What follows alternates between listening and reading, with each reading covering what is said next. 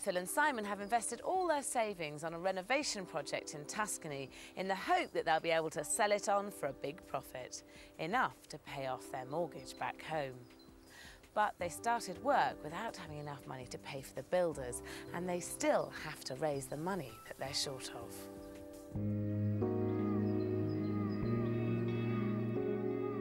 It's January and 5 months since the start of the build. The exteriors are now finished, but so is Phil and Simon's cash. Having spent 6 weeks in the UK deciding how to raise an extra £30,000, they're back in Tuscany and discovering the unsupervised build hasn't gone to plan. The skylight's in the wrong place, and that was the one thing we kept going on and on about to Mauro, the geometer. Make sure the skylight is in this side, so we've got a fantastic view of the Apennines.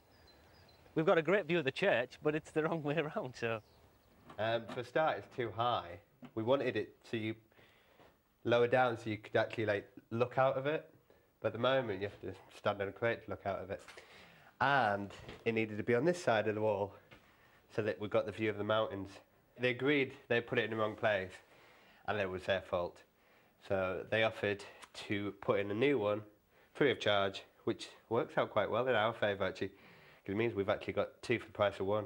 Not being on site has caused problems, but they needed to get their application for an Italian mortgage in. It's only £30,000 that we need to get the place finished, which doesn't seem a lot in the scheme of how much we've already invested. But it's a final push. We need this money to come through in order to get it finished. By running out of money at this stage, they've lost a developer's most valuable commodity: good builders. The builders, unfortunately, had to leave site because we haven't got any money in place to pay them for the second phase of work that they need to come back and do, which is a worry. Phil and Simon's life savings are tied up in a half-finished building thousands of miles from home. While they wait to hear about the mortgage, they do what work they can. The more we can do ourselves, the less we have to get builders to do.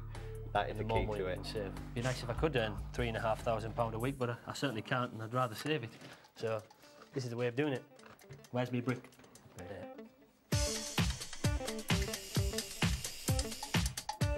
When the money finally comes through, we can get the builders in and get it finished quickly. We'll get there in the end, hopefully. This is the last wall now. So we get this finished, and then that's all done.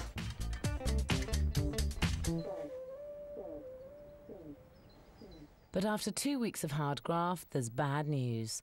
Simon's career break to do this project could jeopardise their Italian mortgage. Yeah. So it looks as if I've not been earning for 4 months. Well, you haven't. Yeah, well, that's what I'm saying. I haven't been earning for 4 months, so the banks want to know incomes for the last so many months. So we've told them all about that. That could be the only stumbling block, but we'll just have to wait and see on that. The worst outcome is if we can't get a mortgage at all, in which case we can't finish it. In Teglia, Phil and Simon's project is also hanging by a thread. They started without enough money in place and now desperately need an Italian mortgage to finish their project. So Simon has cut short his career break and gone back to work in Darlington to provide proof of income and get some money coming in. I just think, oh, I'd rather be there than here working, but got to pay the bills, haven't we? And that's what it's all about. Phil is left alone in Italy to do all the work himself. It's a final push. It's what we need to get the place finished. I know Simon's very worried at the moment about it. If it doesn't come through, it means we can't do it. It's the end of the dream, as it were. It'll obviously take me a bit longer than it would take Simon, and certainly a lot longer than it would take a team of builders. But we'll get there in the end, hopefully. And it's a painstaking and lonely process. Well, I've been here just in this room, which started to drive me a bit stir-crazy, but finally got through it. Originally, these walls were all like this, where they were all pitted in this cement, so that all needed chipping out, and then we've had to repoint it all. So each wall took 2 weeks, basically, and the remaining 2 walls are going to be plastered to try and give it a bit of a contrast. First, it was our dream to work together and build and transform the place, and it does take it away when you're working by yourself. Half of that dream is stuck in England. Simon's working. Their only hope is that the mortgage will come through, and soon. Hopefully any time this week we'll be hearing back from them. And as soon as we do, it's full steam ahead. We can get the plumbers appointed and the electricians back on site. And then once that's done, we'll get the builders back in to do the rendering. Phil remains optimistic, but getting a foreign mortgage is never going to be as quick and easy as at home. That's if they can get it at all. Over in Teglia, Phil and Simon are still in deep. They spent their entire £100,000 life savings, but 8 months into the build, they're still hopeful they'll get the £30,000 they need to finish it.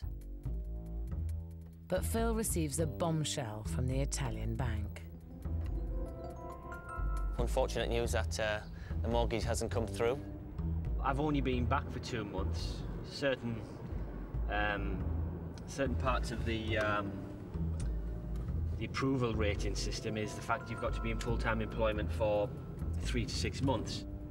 It's worrying. I try to put it to the back of my mind and think it should be okay, but if it doesn't go ahead, then it's our money, a lot of money tied up over there that we could use elsewhere, basically. Short-term, what is it? Short-term pain, long-term gain? I think that's what they say somewhere.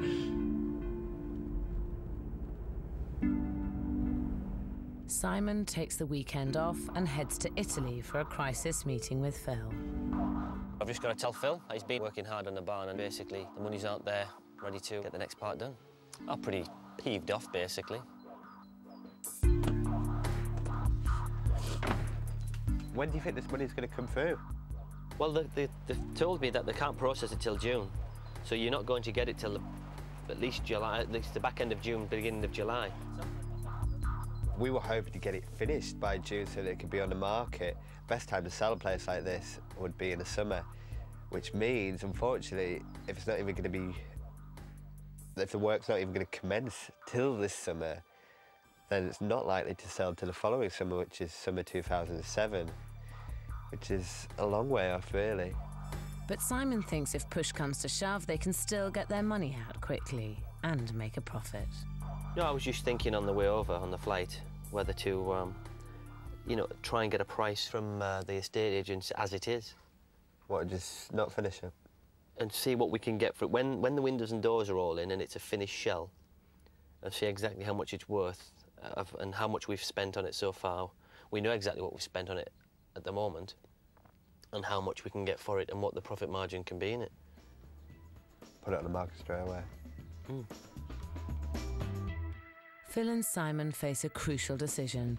Do they sell their project unfinished and get their money out, or hang in there for the huge profits they set out to make? All the money's going to be tied up in this place. We can't do anything else. I know. This is what we've got to decide what we want to do, when you want to take the money out of this place.